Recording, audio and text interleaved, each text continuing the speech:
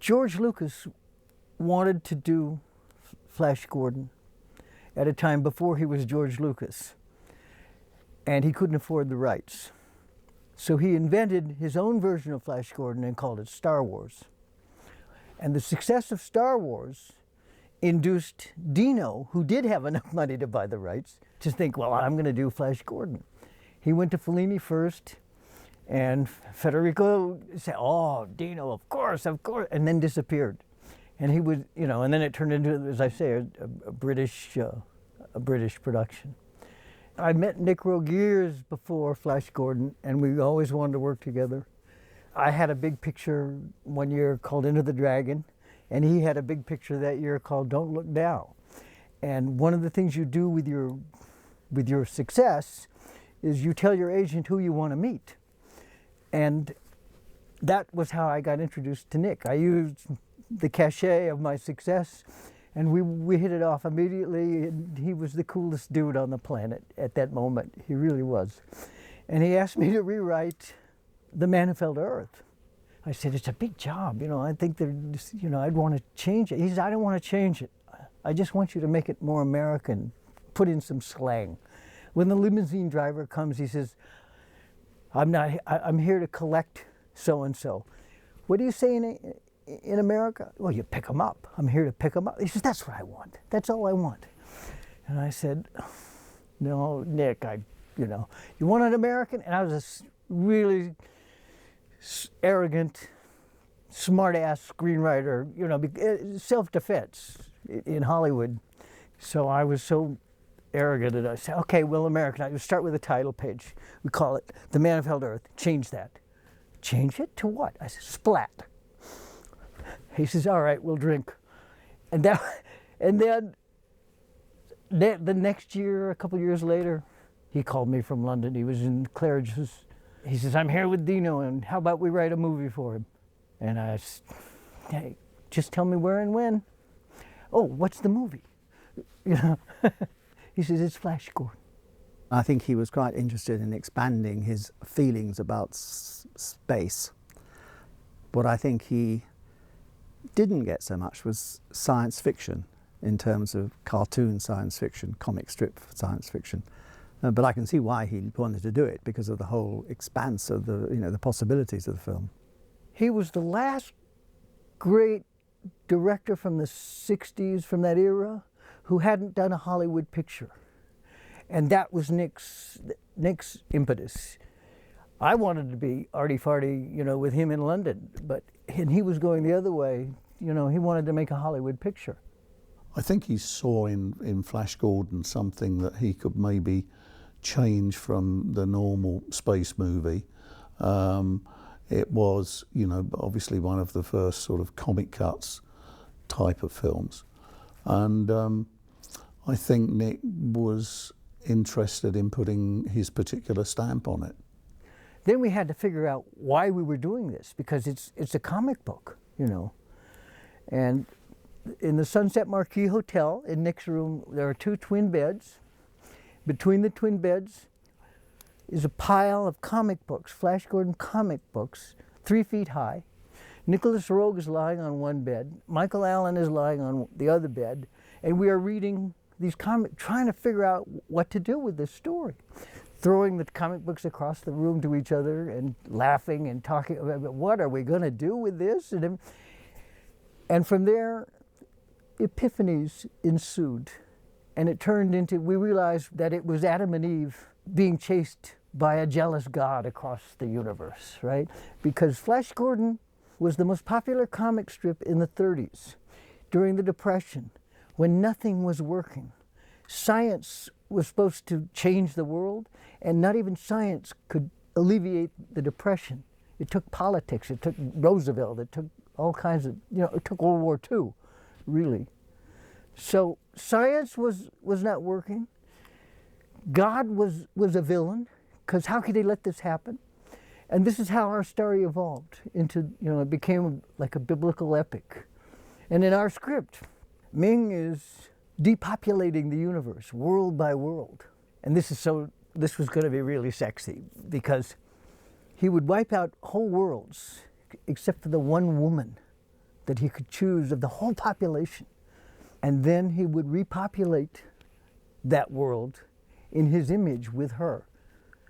So this is why he was after Dale Arden, because she was the woman that he had chosen to repopulate Earth with. I mean, I know what it sounds like, but it was so grand and so and our script was, what made it serious is the fact that it's the humanity of the humans when it confronts all this evil that triumphs and brings out the best in the aliens, you know, the tree men and all the subject population of Ming the Merciless, master of the universe. And they all turn against Ming and become friends with the two human beings. It's the humanity that drives the story. Yeah.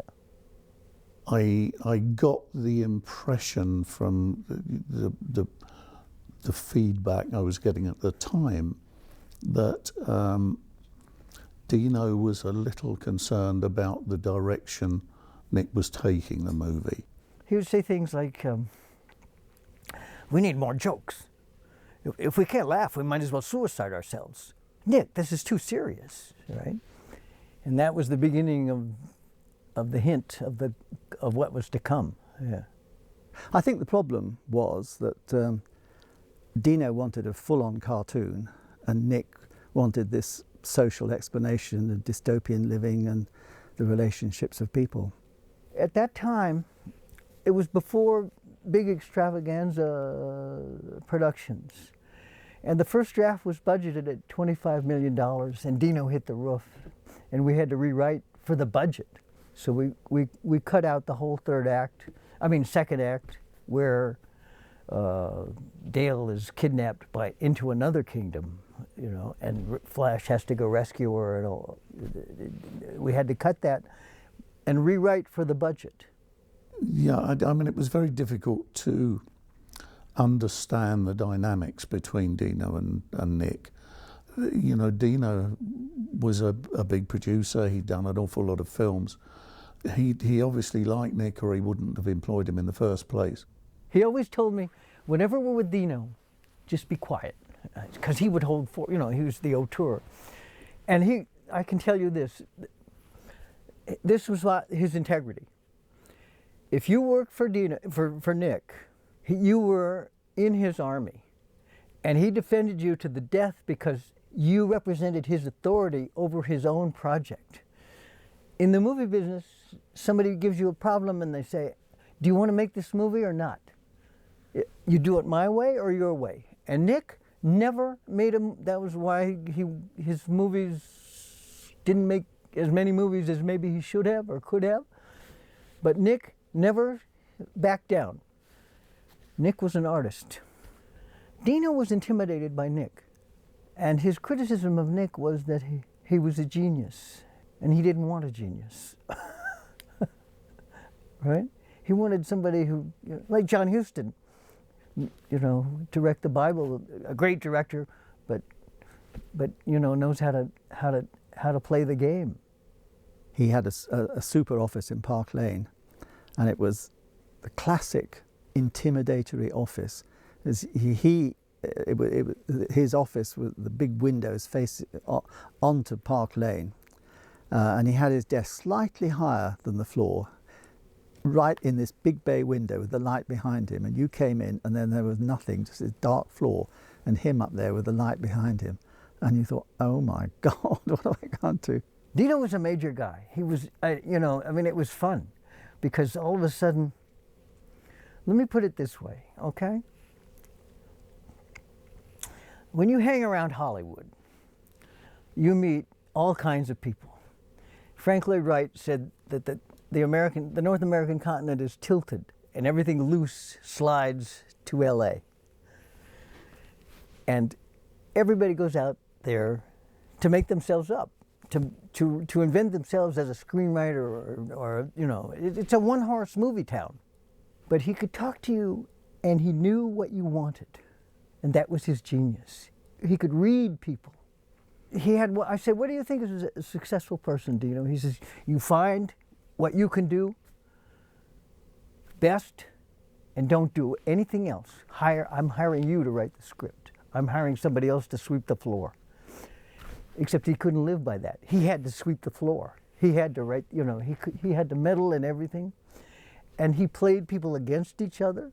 Nick was the most loyal, honest person of integrity that I ever worked with, and he became a mentor, a colleague, a brother, a father, an uncle, my best friend. But because we always told each other the truth, and our favorite game was listen to what Dino did, right? That he doesn't want you to know about, because he would play us against each other.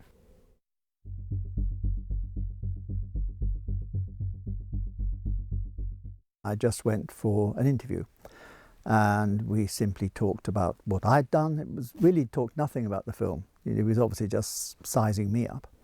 And I know that on the same day he interviewed Jim Atchison, another costume designer, and I think he couldn't decide, and we both got employed as joint costume designers, which is very unusual. It was a slight sort of competition. We had an office in the old farmhouse at Pinewood Studios, and we just went in there the first morning, looked at all these blank sheets of paper, looked at each other, and talked for about 10 minutes and started drawing, and we never stopped. I mean, by the time we'd finished, by the time we were sacked, we had the whole walls covered with drawings. It was quite an interesting time. He wanted to see drawings. He was very interested. He didn't want just talk. He wanted to see drawings. So almost the first thing I did was to buy the comic strip book, the Alex Raymond comic strip. We looked a bit at those together, and I said, I love the movement, the fantastic movement and strength and movement they've got in them. But actually, if you break them down and just put them onto sheets of paper, they're very bland. And he agreed. And they are fantastic drawings, but as characters, you get them out of the drawing, they wasn't right. We had to expand on that. And I did use a lot of Alex Raymond's work, looking at it, as a basis, but developing on it, making it much more, I think, full of character rather than just strength. The storyline was ours, but what we used from the comic book were the kingdoms, and we took the various kings, like Baron and the Tree Man and the Lion Man, and we used all of that because it was such a great visual. One world had all these different terrains and different characters, different species of aliens, and they were at war with each other. I wanted to make something that wasn't as bland as it appeared in the comic strip, and we were obviously going to the script, I felt, and certainly Nick Roeg felt, was looking at aliens being Flash Gordon and that lot, coming into pretty dystopian societies, and that we felt needed to be emphasised. The thing about Flash was that you see him as a New Yorker, as an American, and you then see him working and running in an alien society. So we needed development of his clothes through that. And the most important thing was to make him look strong and sexy and capable. And that actually is what comes out in Mike Hodges' film too. But I know that Nick was very keen that we got a big contrast between the nice people and the nasty people. And I think that shows it in what we were doing for Dale. I was looking at the drawings and I was astonished at how glamorous we were trying to make her. And that kind of surprises me now. Ming just had to be obviously he was a predator, total predator. And actually I'm going to keep saying Alex Raymond did sort of show that. He had him always, it's a very spiky look. And I liked that and tried to develop that. And everything that I was trying to present, because I was doing the Ming drawings, was very sharp. I actually looked at some pictures of praying mantises and then developed that into a human form. Obviously there was very much a sort of trying to make a sort of fascist feel, and I think you will see that comes over. It's a sort of a Soviet fascism that we were putting there, and there's some of Jim's drawings, some of my drawings, and we've actually photocopied them, mounted them, put them together, and made a montage of them. And there's a couple of things I've got in my portfolio that show that. The Lion Man, he's a real character in the Flash Gordon comics. I've got a nice drawing in there, but basically I stole it from. There's one little clip in Alex Raymond where he did a Lion Man drawing, which was lovely, and we just worked on that, developed it. What he was really useful for was, he's like Caliban in The Tempest. He's half sentient being and a half beast, and to have him chained to Zarkov, and Zarkov is the man of reason who can figure things out and everything, and he tames the Lion Man, and you know, it's that kind of dynamic in the relationship. In the original Flash Gordon, they have the Mudmen who live underground, and just go through and how do you shoot that? I mean, we couldn't use that. I first became involved in Flash Gordon when Bernie Williams, the line producer, called me up to go in and meet he and Nick at Pinewood. And I knew Nick pretty well because I'd recently done 2 or 3 films with him where he was the second unit director. I did a film called Judith in Israel. And then a funny thing happened on the way to the Forum we made in Madrid, which was just after Nick had left the David Lean movie, Dr. Zhivago. Fernando Scarfiotti was the production designer, and he had an art department working under him.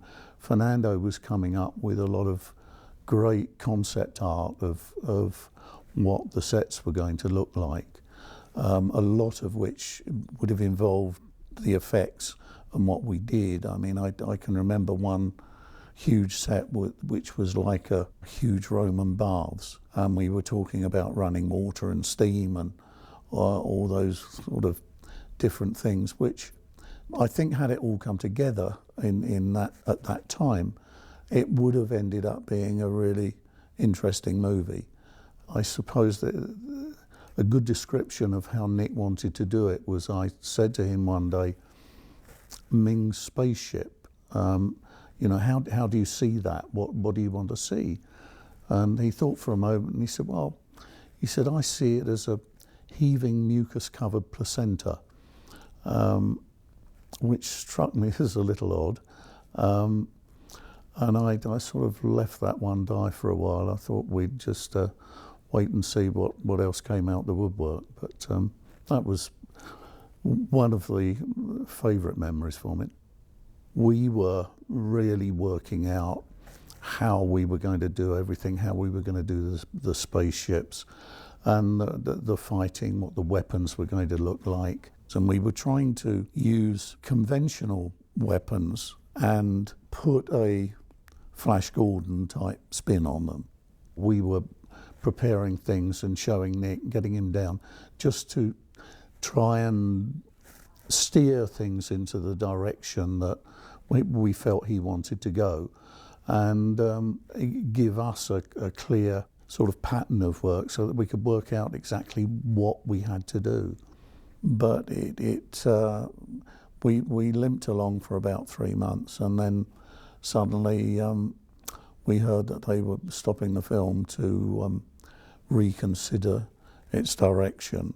We didn't even know it was going to continue. We thought the whole thing that was on the day that we were all told. I think we were delivered letters, little, you know. There weren't that many of us, you know. It wasn't a huge thing, and we were just told that we were no longer required. And then first of all you think it's just you, and then you think, well, hang on, and then you realise Nick's gone too. And we thought the whole thing had folded, but obviously it hadn't.